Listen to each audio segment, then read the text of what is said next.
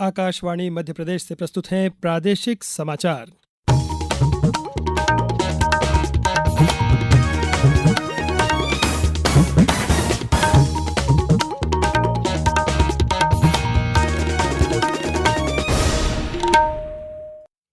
नमस्कार, समाचारों के साथ मैं नवनीत चौबे। सबसे पहले इस बुलेटिन के मुख्य समाचार। आपातकाल के 50 वर्ष पूरे होने पर देश और प्रदेश में मनाया गया संविधान हत्या दिवस। केंद्रीय मंत्रिमंडल ने पुणे की मेट्रो ट्रेन विस्तार योजना सहित कई महत्वपूर्ण प्रस्तावों पर लगाई मोहर। भारतीय अंतरिक्ष यात्री शुभांशु शुक्ला को अंतर्राष्ट्रीय अंतरिक्ष स्टेशन पर ले जाने वाले एक्सियोम 4 मिशन हुआ लॉन्च। और नर्मदा घाटी विकास प्राधिकरण की बैठक में कई सिंचाई परियोजनाओं के संबंध में लिए गए निर्णय। अब समाचार विस्तार से। आज संविधान हत्या दिवस मनाया जा रहा है। यह दिवस 25 जून 1975 को भारत के संविधान को रोलने के समय हुई घटनाओं की याद दिलाता है। यह आपातकाल की ज्यादतियों के कारण पीड़ित प्रत्येक व्यक्ति को श्रद्धांजलि देने का भी दिन है। प्रस्तुत है एक रिपोर्ट।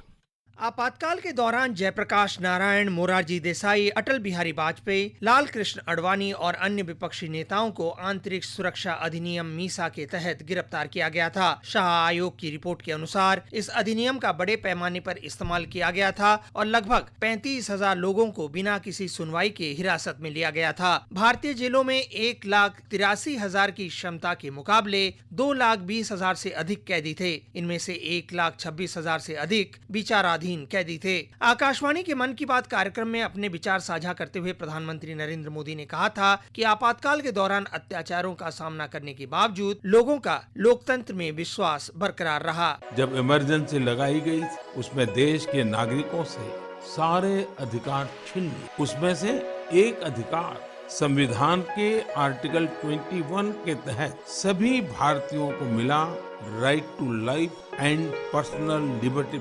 आपातकाल के दौरान जेल में बंद रहे प्रख्यात पत्रकार राम बहादुर राय ने आकाशवाणी से बात की और उस दौरान हुए अत्याचारों के बारे में बताया। रात को जो सबसे पहले हमला हुआ वो 2 जगह भारत सरकार ने, इंदिरा गांधी की सरकार ने किया।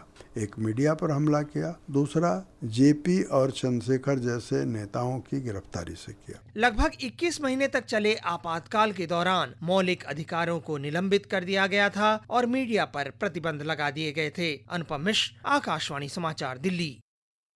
केंद्रीय गृह मंत्री अमित शाह ने आज नई दिल्ली में आपातकाल डायरीज वर्ष जिसने एक नेता को जन्म दिया पुस्तक का विमोचन किया। यह पुस्तक तत्कालीन युवा आरएसएस प्रचारक प्रधानमंत्री नरेंद्र मोदी की महत्वपूर्ण भूमिका को दर्शाती है। श्री मोदी ने आपातकाल के विरुद्ध लड़ाई में महत्वपूर्ण भूमिका निभाई थी। पुस्तक में लोकतंत्र के आदर्शों के लिए संघर्ष करने वाले श्री मोदी की एक जीवंत तस्वीर पेश की गई है। इस पुस्तक में श्री मोदी द्वारा जीवन पर्यंत लोकतंत्र को संरक्षित करने और बढ़ावा देने के लिए किए गए उनके कार्यों को दर्शाया गया है। इस अवसर पर केंद्रीय मंत्री श्री शाह ने कहा कि आपातकाल में देश को एक जेल खाना बना दिया गया था। संविधान हत्या दिन एक प्रकार से थोड़ा कठोर शब्द है, निर्मम शब्द है, मगर सोच विचार कर ये दिन का नाम रखा गया, क्योंकि जिस प्रकार से आपातकाल में देश को एक जेल खाना बनाकर रख दिया था, देश की आत्मा को मूंगा कर रख दिया गया था, न्यायालय के कान को बहरा कर रख दिया गया था, लिखने वालों की कलम से स्याही ही निकाल दी गई थी। वो पूरे कालखंड का वर्णन इतने कठोर शब्दों के साथ ही करना चाहिए, तभी युवा पीढ़ी को मालूम पड़ेगा कि क्या हुआ था। आपातकाल के काले अध्याय के 50 वर्ष होने पर आज प्रदेश में भी कई कार्यक्रम आयोजित किए गए। इंदौर में आयोजित कार्यक्रम में मुख्यमंत्री डॉक्टर मोहन यादव ने हिस्सा लिया। धार में भाजपा जिला कार्यालय में सेमिनार आयोजित कर लोकतंत्र सेनानी सम्मान किया गया। राजगढ़ में संविधान हत्या दिवस भारत के लोकतांत्रिक और संवैधानिक ढांचे की रक्षा करने के संकल्प के साथ मनाया गया। विद्यालयों में संविधान की प्रस्तावना का वाचन किया गया। देवास में भाजपा ने विचार गोष्ठी का आयोजन किया। इस दौरान आपातकाल के दौरान बंद रहे मीसाबंदियों का सम्मान किया गया। भोपाल में प्रदेश भाजपा कार्यालय में कार्यक्रम आयोजित किया गया, जिसमें एक प्रदर्शनी लगाई गई, जिसके माध्यम से आपातकाल के दौरान किए गए संविधान संशोधनों को समझाया गया। केंद्र सरकार ने पुणे मेट्रो रेल परियोजना के दूसरे चरण के विस्तार का निर्णय लिया है।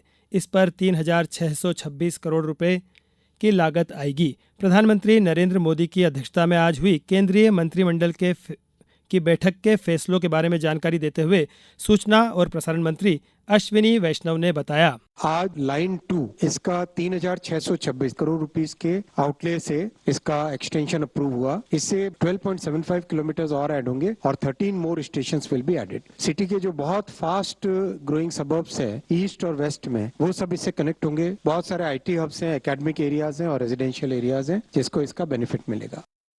श्री वैष्णव ने बताया कि सरकार ने झारखंड में झरिया कोयला क्षेत्र के पुनरुद्धार के लिए संशोधित मास्टर प्लान को स्वीकृति दे दी है। श्री वैष्णव ने यह भी बताया कि उत्तर प्रदेश में आगरा में अंतर्राष्ट्रीय आलू केंद्र के दक्षिण एशिया क्षेत्रीय केंद्र की स्थापना के प्रस्ताव को भी स्वीकृति दे दी गई है।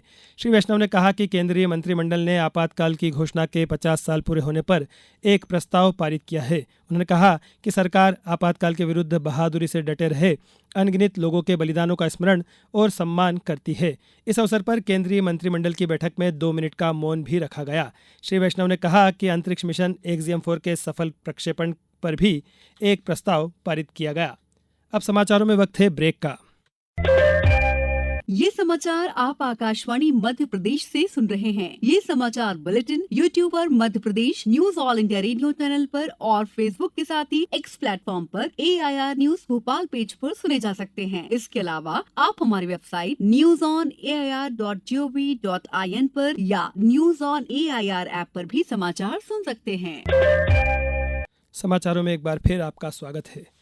भारतीय अंतरिक्ष यात्री शुभांशु शुक्ला को अंतरिक्ष में ले जाने वाले एक्जियोम-4 मिशन आज अमेरिका के फ्लोरिडा में केनेडी स्पेस सेंटर से लॉन्च किया गया। अभियान में शामिल 4 अंतरिक्ष यात्री फाल्कन 9 रॉकेट पर सवार होकर स्पेस एक्स ड्रैगन अंतरिक्ष यान से अंतर्राष्ट्रीय अंतरिक्ष स्टेशन तक पहुंचेंगे। कैप्टन शुक्ला अंतरिक्ष की यात्रा करने वाले दूसरे भारतीय अंतरिक्ष यात्री हैं।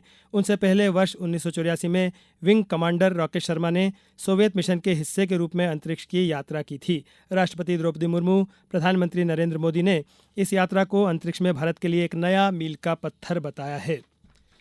मुख्यमंत्री डॉक्टर मोहन यादव ने आज भोपाल रेलवे स्टेशन के प्लेटफॉर्म नंबर 1 पर बने एग्जीक्यूटिव लाउंज का शुभारंभ किया। इसके शुरू होने से रेलवे यात्रियों को बेहद किफ़ायती दामों पर होटल जैसी सुविधाएं प्रदान की जाएगी। यह सुविधा IRCTC और स्तुति एंटरप्राइजेस की साझेदारी में शुरू की गई है, जो खासतौर पर सामान्य यात्रियों की सुविधा और आराम को ध्यान में रखकर डिज़ाइन की गई है। इस मौके पर मुख्यमंत्री ने कहा कि जल्द ही भोपाल में मेट्रो की शुरुआत होने जा रही है। रेल के मामले में एक तरह से जबरदस्त बदलाव आया है।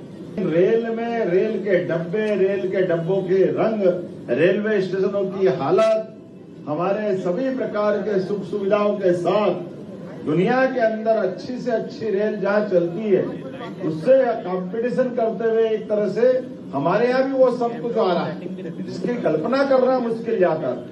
कभी कोई सोच सकता कि मेट्रो ट्रेन हमारा इंदौर में चालू हो गई, भोपाल में भी अक्टूबर तक मैं निमंत्रण दे के आया हूँ। भोपाल में भी ये सौगात बहुत जल्दी मिलने वाली है।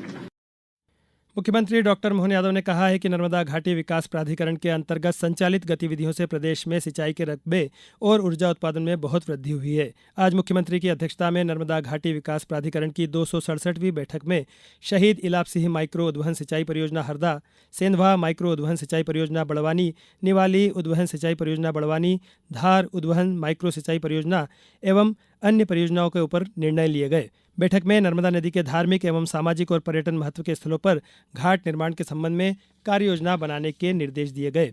अब बात मौसम की। प्रदेश में बारिश का दौर जारी है। मौसम विभाग ने अलीराजपुर, झाबुआ, सिवनी, मंडवा जिलों में अति भारी बारिश का ऑरेंज अलर्ट जारी किया है। इसके अलावा बाकी सभी जिलों में बारिश के लिए येलो अलर्ट जारी किया गया है। इस बुलेटिन में बस इतना ही। नमस्कार।